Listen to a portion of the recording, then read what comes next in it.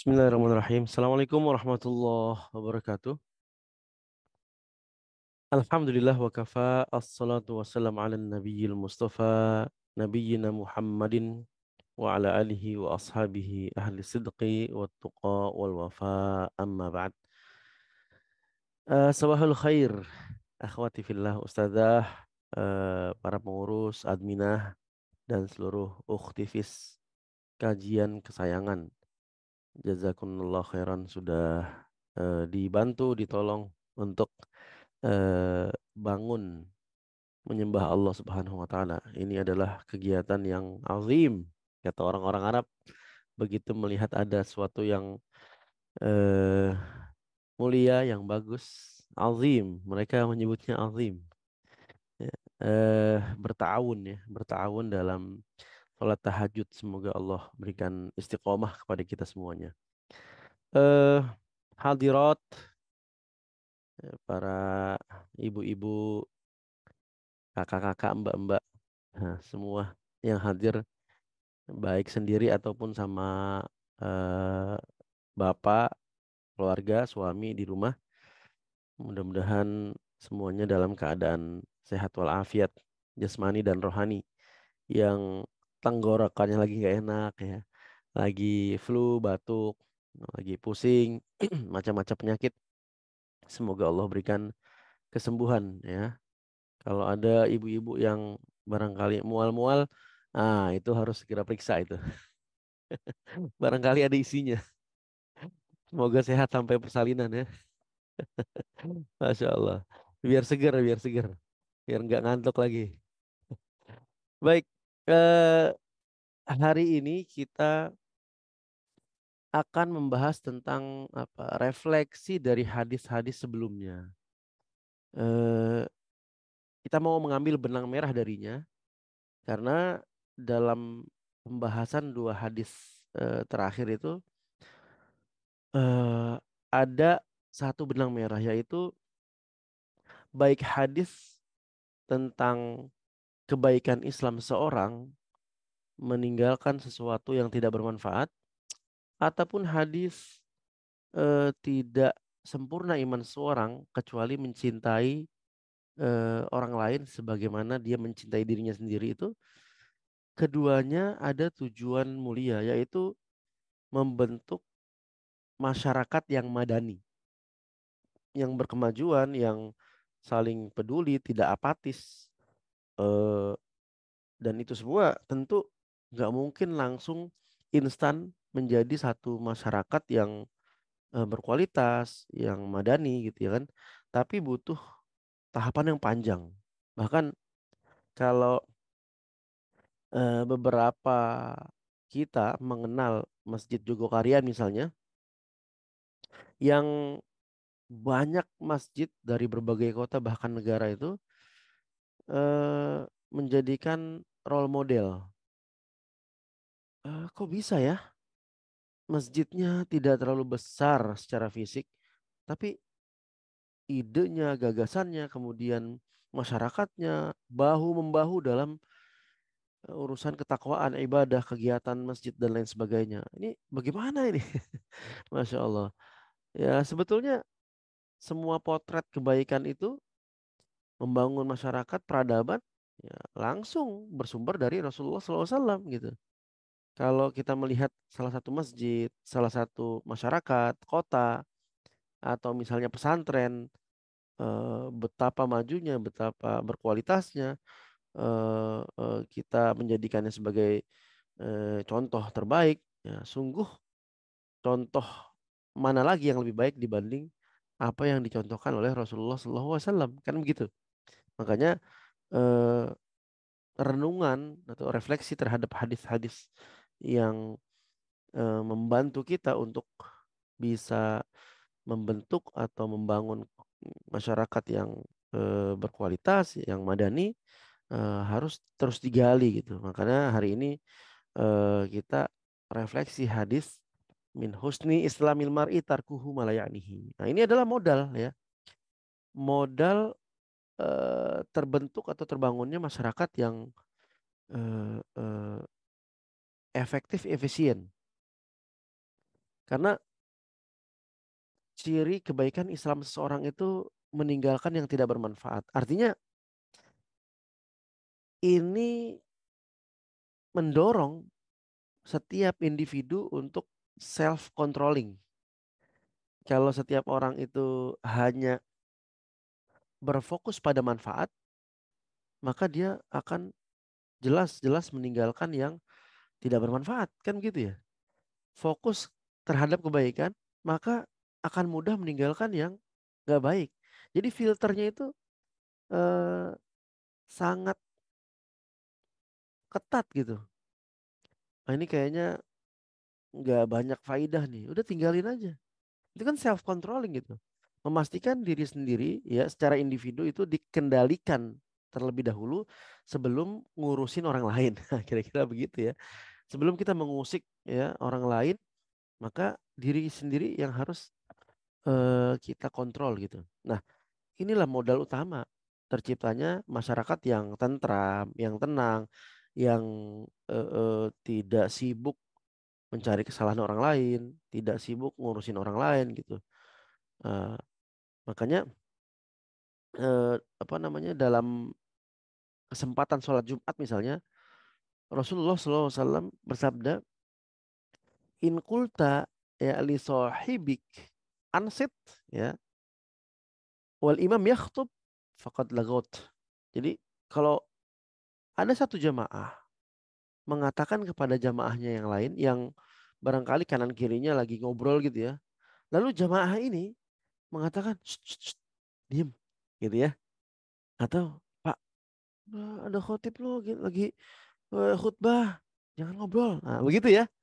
Nah, kata Rasulullah, sungguh engkau telah lagot, telah menyia-nyiakan Jumatmu, telah melalaikan Jumatmu. Gitu. Padahal si bapak yang menegur kanan kirinya ini bermaksud baik untuk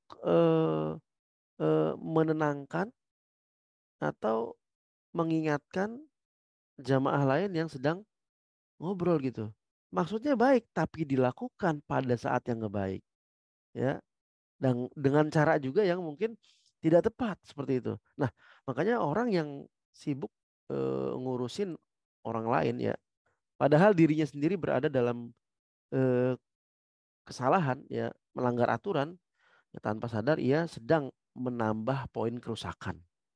Ya, contohnya gini, orang yang hari-harinya sibuk cari poin kesalahan orang lain, ya, tetangga, kemudian pengurus wilayah, pengurus masjid, partner kerja, staf karyawan lain gitu ya kan, atau bahkan mungkin atasan dicari-cari ya, dikeluh kesahkan ya sampai menggunjingnya gitu.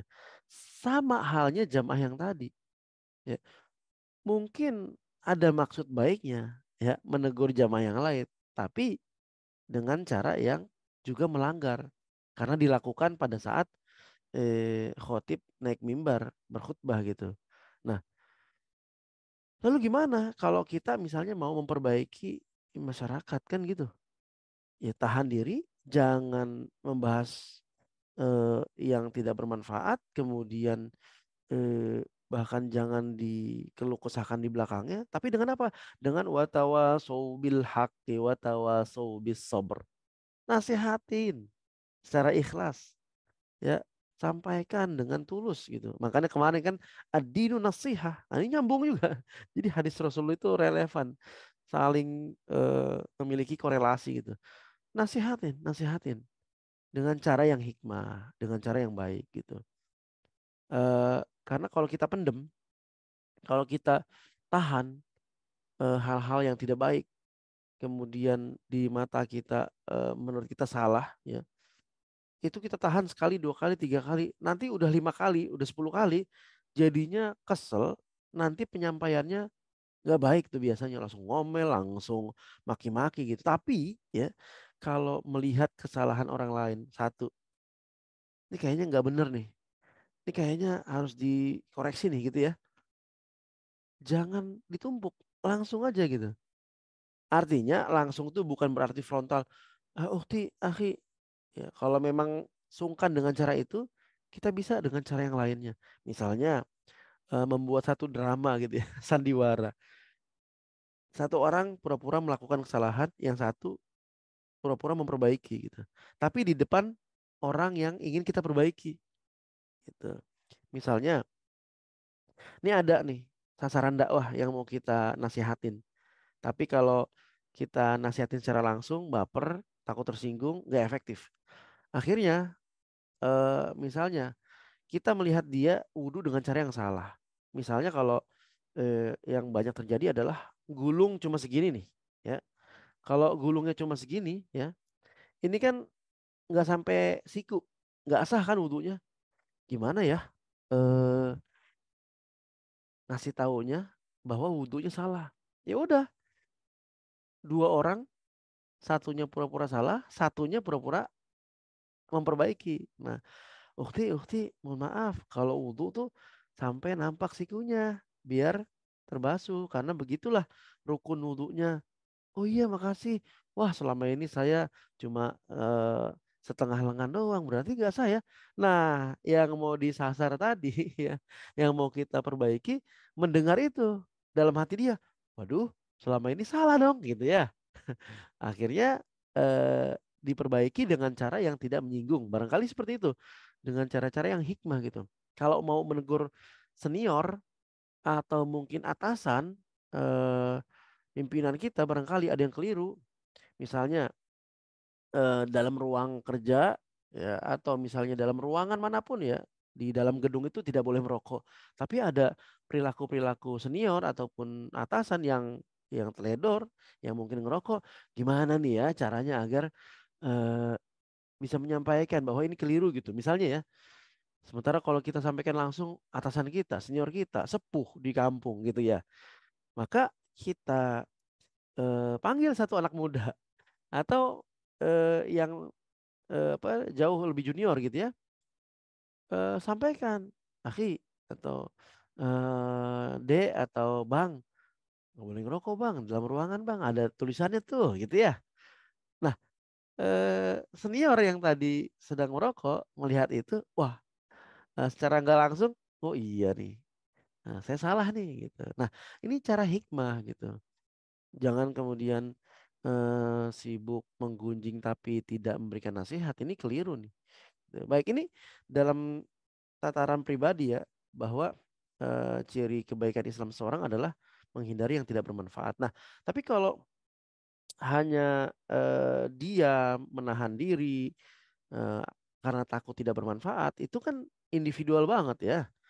eh Tidak membentuk masyarakat yang kemudian menuju kebaikan bersama gitu. Maka refleksi dari hadis yang sebelumnya, la yu'minu ahadukum hatta yuhibba li akhihi ma yuhibbu li nafsihi. Tidak sempurna iman kalian sampai kemudian mencintai saudaranya sebagaimana mencintai dirinya, kan begitu. Nah, ini baru mulai yang tadinya secara individual sudah terkontrol, maka selesaikan dulu itu self controllingnya. Kalau sudah selesai, basic communication, basic adab, basic-basic lainnya dalam diri sendiri, baru kita melakukan langkah selanjutnya, yaitu apa? Merefleksikan hadis tentang cinta kepada saudara kita, saudari kita, sebagaimana kita mencintai diri kita, menginginkan kebaikan kepada orang lain, sebagaimana kita menginginkan kebaikan bagi diri kita. Makanya kita kenal dengan eh, tahapan ukhuwah. Ya, tahapan ukhuwah itu ada ta'aruf, ada tafahum, ada ta'awun, ada takaful, sampai nanti ada ithar gitu ya. Ya. Ta'aruf itu saling mengenal. Ya ayyuhan nasu inna khalaqnakum min dzakari wa unsa, ya, wa ja'alnakum syu'uban wa qabaila lita'arafu. Kan gitu ya. Wahai manusia, kami ciptakan kalian dari golongan laki-laki dan perempuan, kemudian dijadikan bersuku-suku, berbangsa-bangsa. Tidak semuanya orang terlahir sebagai orang Sunda, tidak semuanya terlahir sebagai orang Betawi, tidak semuanya sebagai orang Jawa, tidak semua orang berkulit putih, tidak semua orang berkulit hitam. Dijadikan macam-macam itu. Agar apa? Lita'arofu, agar saling mengenal. Nah, nah, pertama secara fisik ya. Fisik itu ya suaranya kita kenal nih. Wah, ini suaranya Mbak ini nih. Atau misalnya postur tubuhnya kita ngeliat dari jauh. Wah, saya kenal nih kayaknya Kak ini nih. Kayaknya Teh ini nih gitu. Nah, yang secara fisik ya kerja di mana, alamat di mana, kemudian barangkali pendidikannya apa gitu ya. Itu penting untuk kemudian kita kenal rumahnya di mana gitu. Selanjutnya secara apa psikologi ataupun karakter sifat gitu. Ini abang ini gimana? Ini mbak ini gimana? Ini ibu ini gimana sih? Apakah orangnya enjoy, nggak tersinggungan, nggak emosional, nggak temperamen, atau orangnya lembut, ya, nggak tegas, atau bagaimana, ya? Termasuk apa? Pemikiran, kemudian visi misi, cita-cita itu penting untuk saling kenal. Sehingga apa? Tahu nih mana perbedaan satu sama lain. Nanti baru baru masuk tahapan berikutnya yaitu setelah setelah ta'aruf ada tafahum. Nah, udah kenal baru eh tafahum, saling paham ya. Saya tahu nih ibu ini orangnya lembut banget gitu. Kalau kita ada bahasa yang barangkali tegas, dia langsung tersentuh, langsung ngerasa bersalah, langsung ini dan itu gitu ya. Jadi tahapan tafahum, saling memahami ini eh, bukan sekedar kenal seperti tadi, enggak. Ya, sudah mulai memahami kekurangan, ya, memakluminya. Kalau ada yang punya kelebihan, maka kita apresiasi gitu ya. Kalau ada yang punya aib, ya kita tutupin gitu ya. Karena kita paham, oh orangnya seperti ini, ada aib seperti ini barangkali gitu. Ya, tapi kalau sebaliknya punya kelebihan, maka kita eh, bisa memanfaatkannya gitu kan.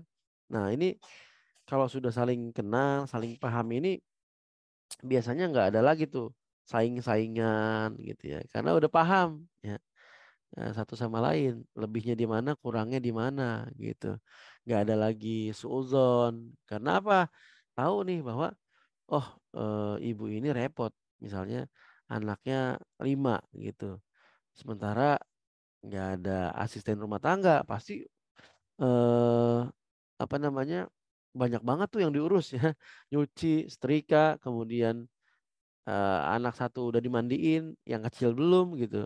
Jadi kalau misalnya ada keterlambatan, ada ya pokoknya slow lah ya, lebih slow dari yang lain nih. Kajian ditungguin nggak datang-datang, tahu-tahu 10 menit kemudian baru datang. Ya itu udah mulai.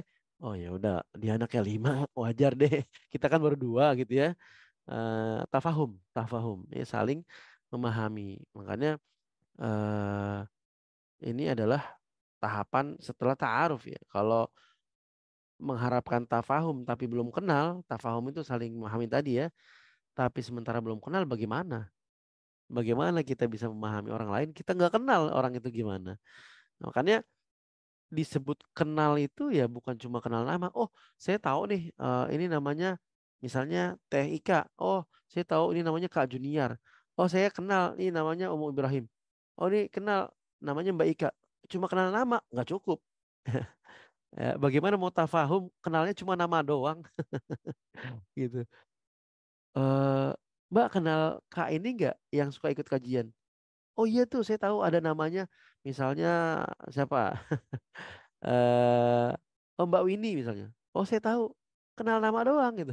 Nggak kenal rumah di mana, nggak kenal misalnya asalnya dari mana, ya. Cuma sekedar kenal oh Mbak Safira, Mbak Rasida dan seterusnya. Itu nggak cukup kenal ya. Jadi kalau kenal aja enggak, bagaimana diharapkan tafahum saling paham. Jadi tahapan ta'aruf saling kenal itu jadi modal utama untuk kemudian tafahum. Ketika sudah kenal, sudah tafahum, saling memahami, baru tahapan berikutnya adalah ta'awun. Wa ta'awanu 'alal birri wat taqwa. Saling tolong menolonglah kalian dalam kebaikan dan ketakwaan. Nah, nggak ada lagi tuh kita disibukkan dengan perbedaan, saingan, eh, minus pengertian ya, minus pemahaman ya, nggak ada lagi, udah selesai itu dari tahapan ta'aruf dan tafahum. Sekarang waktunya adalah apa? Oh, ini udah harus konkret aja deh. Kalau kita tahu kekurangan saudara kita, maka dalam tahap tahun ini fokusnya pada menambal kekurangan-kekurangan itu. Oh, saya tahu nih bahwa Mbak ini pemahamannya agak kurang. Ya udah, setelah kajian selesai, ajak ngobrol, diulangi lagi, seolah-olah ngajak murojaah pelajaran. Padahal dalam hati kita tahu bahwa kakak ini pemahamannya misalnya kurang gitu. Ya, bukan berarti kita menganggap dia rendah, enggak. Kita kenal, kita paham. Maka tahapan berikutnya adalah ta'awun ya, masalah perbedaan, apalagi urusan-urusan fikih ya, udah saling paham lah itu, udah saling kenal, nggak usah lagi kemudian ada perdebatan yang sengit sampai berantem, sampai clash gitu, enggak. Nah, ini tahun ya, tahapannya tahun. Eh, Kemudian kalau kita saling tahun ya, maka akan lahir masyarakat yang indah, yang saling bantu, saling tolong gitu ya. Tidak kemudian selokan seseorang yang mampet lalu ada yang berkomentar, ya itu urusannya dia. Selokan depan rumah dia, nggak ada urusan sama kita.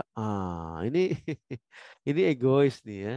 Makanya di dalam salah satu kegiatan wilayah ya di masyarakat itu ada kerja bakti. Nah, ini melatih sifat ta'awun sebetulnya ya. Saling tolong menolong. Misalnya ada yang kebanjiran ya. Di perkampungan kan banyak ya banjir ya. Jangankan perkampungan, di perumahan juga banyak yang kebanjiran. Kalau saya tinggal di Jakarta Utara ini, Kelapa Gading perumahan sering banjir itu kan. Nah, kalau nggak terbentuk masyarakat yang bertaawun, saling tolong menolong, ya justru egois masing-masing, nggak kenal satu sama lain. Bagaimana masyarakat ini terbentuk menjadi masyarakat yang madani, hidupnya masing-masing gitu, nggak terbentuk taawunnya gitu. Nah, makanya penting untuk melatih sifat ta'awun ya. Modalnya ta'aruf dan tafahum gitu. Ada yang memiliki kelebihan skill tertentu. Wah, ini orang bagus komputernya. Wah, ini bahasa Inggrisnya bagus. Promosikan kepada masyarakat atau sampaikan ke Pak RT. Pak RT, Mbak ini bagus loh bahasa Jermannya. Dia fasih loh bahasa Arab. Dia fasih loh ngajinya. Kita bikin program yuk. Itu kan tahun tuh ya. Kalau ada nampak kesulitan, kondisi berat, tetangga, saudara muslim, saudari muslim, maka kita gercep, ya, gerak cepat, mubadaroh dalam bahasa Arab itu, untuk membantunya, meringankan bebannya, ya, sebagaimana firman Allah tadi, ya, bertahunlah dalam kebaikan dan ketakwaan. Termasuk apa yang dilakukan oleh uktivis kesayangan hati ini, bertahun dalam sholat tahajud, bangunin, teleponin, ya, never back down, teleponin, teleponin, teleponin, ya, sampai ukti-ukti yang lainnya bangun tahajud, ya, nggak apa-apa, nggak apa-apa. Lebih baik dipaksa masuk surga daripada sukarela masuk neraka atau nggak masuk surga. Sukarela nggak masuk surga ya. Insya Allah nggak masuk neraka ya. Karena barangkali yang masih terlelap, masih tidur, masing-masing punya kondisi dan belum terlatih, maka kita ikhtiar aja, ikhtiar terus ya, membangunkan. Ini termasuk ta'awun. Setelah ta'awun ada maaf, saya tambahkan ini, Allah fi aunil abdi maka al abdu fi auni akhihi. Kalau kita rajin menolong orang lain, maka janji Rasulullah adalah Allah yang akan membantu kita. Urusan kita yang urus Allah. Kalau kita egois, ya udah kita sibuk sama kesulitan diri sendiri, beban diri sendiri. Tapi kalau kita udah mulai membantu orang lain, meringankan beban orang lain, ya, maka Allah yang akan membantu kita. Urusan kita dibantu oleh Allah Subhanahu wa taala, ditolong oleh Allah Subhanahu wa taala. Kita tolong korban gempa di Cianjur, di Turki, di Suriah, Allah tolong kita. Yang lagi ada hutang, Allah berikan jalan keluar. Kok selama 3-4 tahun ini saya sulit melunasi hutang-hutang saya. Begitu saya mulai sedekah misalnya buat korban gempa Turki Suriah, ada rezeki nomplok, ada rezeki tambahan yang nggak tahu dari arah mana, sehingga bisa melunasi hutang-hutang. Ini cara Allah. Ya makanya jangan ragu, jangan sungkan untuk saling tolong menolong. Selanjutnya ada takaful. Takaful itu saling merasa terbebani, melihat orang lain dalam keadaan tertimbun bangunan, ada anak bayi yang kehilangan kedua orang tuanya, kemudian melihat para relawan yang terus nggak pernah berhenti mencari korban-korban gempa bumi di Suriah, di Turki, itu bukan cuma simpati lagi tuh, empati. Ya Allah, bagaimana ini kalau anak kita? Ya Allah, bagaimana kalau eh, orang tua kita yang tertimbun? Bagaimana kalau kemudian ponakan kita yang ternyata sudah 6 hari nggak makan, nggak minum, hanya sendirian mencari-cari pertolongan gitu. Baru ketika relawan menghancurkan puing demi puingnya, nampak, ya Allah gimana itu? Ya itu takaful tuh. Merasa ini beban kita juga gitu. Makanya mathalul mu'minina fi tawadihim wa tarahumihim wa ta'atufihim kamathalil jasadil wahid. Eh apa mukmin satu dengan mukmin lainnya itu seperti satu tubuh. Idza ishtaka minhu 'udwun tada'a sairul jasadi bis-sahri wal huma. Kalau satu organ tubuh aja merasakan atau kesakitan, maka organ yang lainnya ikut merasakan kesakitan. Kita ada misalnya gigi sakit atau mungkin betis sakit, yang teriak itu, yang merintih siapa? Yang merintih itu mulut. Ya, padahal mulutnya barangkali sedang tidak sakit. Kalau misalnya ada yang terlindas motor, ya jari jemarinya kesakitan, yang teriak mulutnya. Padahal mulutnya nggak terlindas gitu. Nah ini ada organ tubuh kita yang berada di Turki, organ tubuh kita yang berada di Suriah, organ tubuh kita yang berada di Cianjur. Belum lama ini gempa, belum selesai air mata kita melihat bagaimana kondisi keluarga saudara di Cianjur yang sampai saat ini masih nomaden, belum ada tempat tinggal yang tetap. Allah susulkan dengan gempa yang luar biasa, 36.000 dan seterusnya masih running pencarian korban-korban ini. Ini udah harusnya kita menumbuhkan takaful gitu ya Allah, gimana kalau rumah kita yang ada dinding kuat ini kemudian Allah hancurkan, anak-anak kita yang tertimbun. Masya Allah, ini harus tumbuh, itu harus tumbuh takaful gitu. Eh, ini nggak akan muncul kecuali dengan iman. Ya, makanya tadi saya singgung hadis masalul mukminina, ya. Perumpamaan seorang mukmin muslim itu sebagai satu tubuh. Karena fondasinya adalah iman. Kalau imannya lemah, nggak mungkin dia akan merasakan eh, sebagaimana yang orang lain rasakan. Tapi kalau iman kita kuat, dia bisa sensitif, ya, berempati. Ya Allah, bagaimana itu anak kalau ternyata nggak ditemukan orang tuanya, ya. Kemarin ini viral kan, anak kecil yang makan pisang sendirian, ya, keluarganya wafat. Ternyata alhamdulillah ketika diviralkan video itu, bapaknya mendatanginya, alhamdulillah masih hidup, ya. Alhamdulillah ala kulli hal, karena ibunya, kakaknya itu wafat semuanya. Ta'aruf, tafahum, takaful, ya. Ta'aruf, tafahum, ta'awun, takaful sudah. Yang kelima adalah tingkatan tertinggi, yaitu ithar wa yu'thiruna ala anfusihim walau kana bihim khasasah. Mereka mendahulukan orang lain. Ini ithar nih, mendahulukan orang lain. Ini lebih tinggi lagi tingkatannya. Ya, kalau tadi takaful itu merasa, ya Allah beban dia adalah bebanku, ya. Beban mereka adalah beban kami juga gitu. Mau dimanapun keberadaannya, mereka menyebut asyhadu an la ilaha illallah wa asyhadu anna Muhammad Rasulullah, maka mereka adalah saudara kami gitu. Jangankan yang mukmin muslim, kalau depan kita ada orang nggak tahu agamanya apa, kecelakaan, masa iya kita kemudian nanya agamanya apa, baru kita tolong. Nggak mungkin itu. Maka yang terakhir adalah ithar, mendahulukan kepentingan orang lain ya. Eh, inilah kemudian refleksi dari la yu'minu ahadukum hatta yuhibba li akhihi ma yuhibbu li nafsihi. Tidak beriman, tidak sempurna iman kalian kecuali mencintai saudaranya sebagaimana mencintai dirinya. Sebagaimana kaum Ansor yang menyambut, merespon kedatangan eh, kaum Muhajirin. Apapun yang mereka punya, rumah, pakaian, makanan, minuman diberikan kepada muhajirin. Ini orang yang berdakwah nih, fisabilillah nih, ya. Silakan, ayo kita ithar, mendahulukan kepentingan mereka.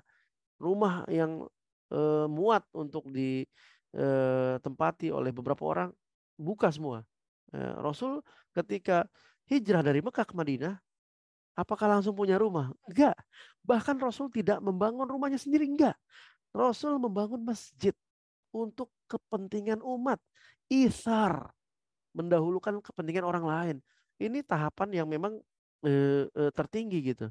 Dan itu semuanya, ya, itu semuanya bisa dilakukan, ya, bisa terwujud kalau ada iman. Ya, iman mendahulukan orang lain, mencintai orang lain sebagaimana yang kita cintai. Kita pengen tidur nyaman, orang lain juga gimana caranya agar tidur nyaman.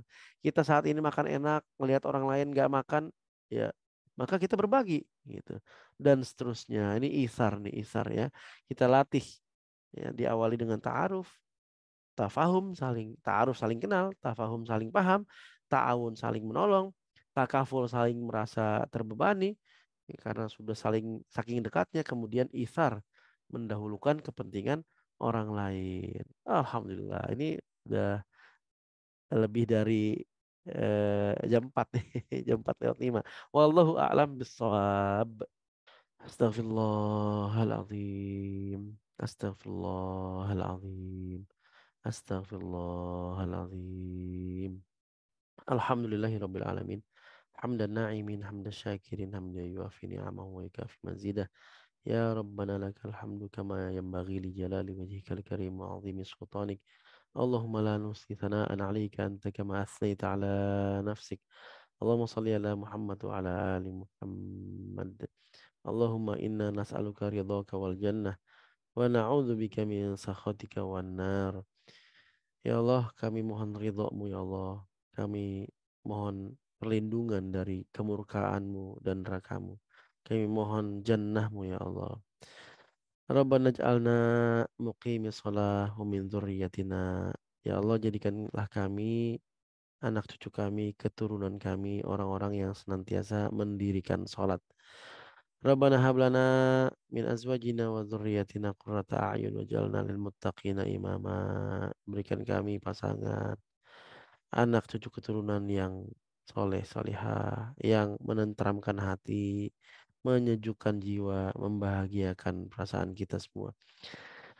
Rabbana ij'alna abna'ana hamalatal Qur'an, hafazatal Qur'an, al-ulama al-amilin ad-da'ina ila sabilika ya rabbal alamin.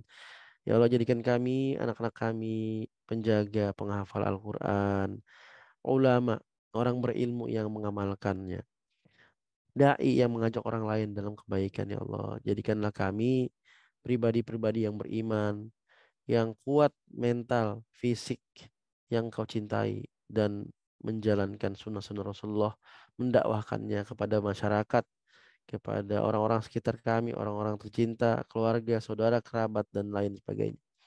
Rabbana ighfir lana dzunubana wa dzunuba walidayna warhamhuma kama rabbayana shighara. Rabbana atina fid dunya hasanah wa fil akhirati hasanah wa qina adzabannar. Wa sallallahu ala nabiyyina Muhammad wa ala alihi wa sahbihi wasallam. Walhamdulillahi rabbil alamin. Subhanakallahumma wa bihamdika asyhadu an la ilaha illa anta astaghfiruka wa atubu ilaik.